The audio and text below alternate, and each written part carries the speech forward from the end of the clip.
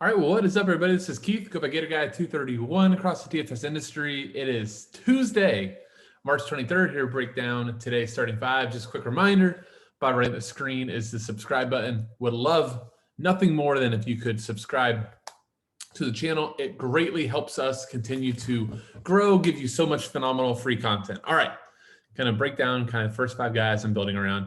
You'll notice 4 nets. No, I'm not trying to just be like super chalk. Those are actually, funny enough, even before Russ, those were the first 4 into my lineup. So let me talk about Russ first, and then I'll get on to the Brooklyn love. So Russ Westford is going through one of those moments where he is just absolutely blistering. He's said it as much, right? He has come out and said that he is trying to lead the team.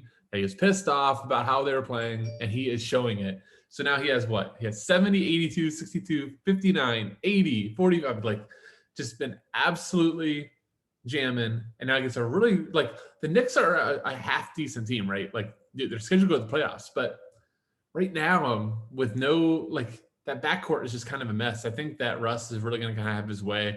You know, Reggie Bullock is a defender that I do, think has some talent, like, from the defensive side of things.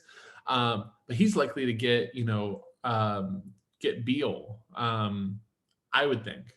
We're going to leave Russ on, whether it's Rose. I think I saw health protocols is back. His question was quickly.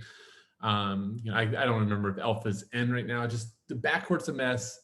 Their rim defense isn't that great. Noel can block some shots, but Randall isn't really threatening. So I don't know. I just think Russ is going to have a game. And with all the value, Russ and Harden are my 2 spin-ups. And I'm completely cool with that. Like, I think that they both have close to 50 floors and 80 plus ceilings. So I am ready to, ride and die with that take. Love Russ tonight. All right, let's get to Brooklyn. So obviously the first thing, Kyrie is out. He's staying behind on the road trip. Harden is questionable. Look, I'm plugging in Harden. I got 2 games at 10. All right. So if Harden isn't in, I want like maximum flexibility, which is really a big reason why I like having so many nets late, because at worst, right?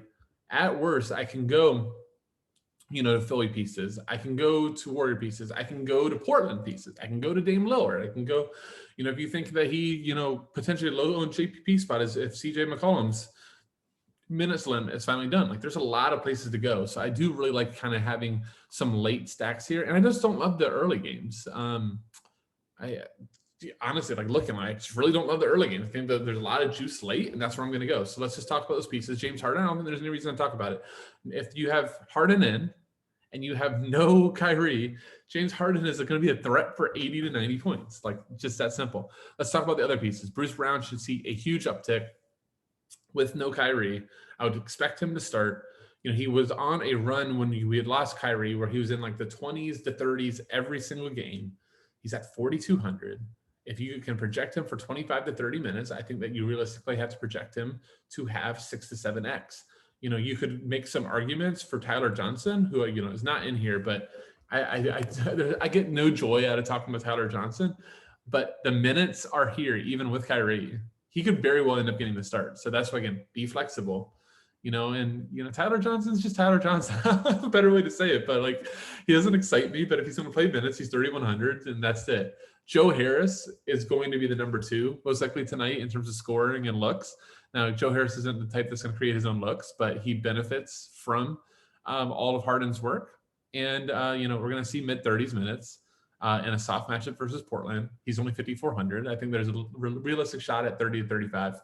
Nick Claxton might be the guy. I'm not sure how the industry is going to value him. I love Nick Claxton. I've been reading a lot of reports, about the Nets, and a lot of people are calling him the Nets' best big man right now, that he's, kind of surpassed DJ.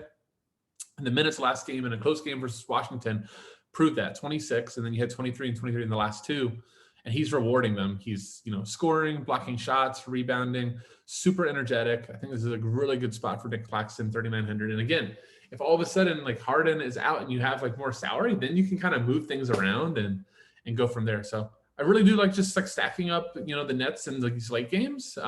Maybe start Russ early and then just have 7 other spots to play with from there. So that's what I've got. Hope you all enjoy. Give us a like and a comment if you do enjoy this content. And with that, see you.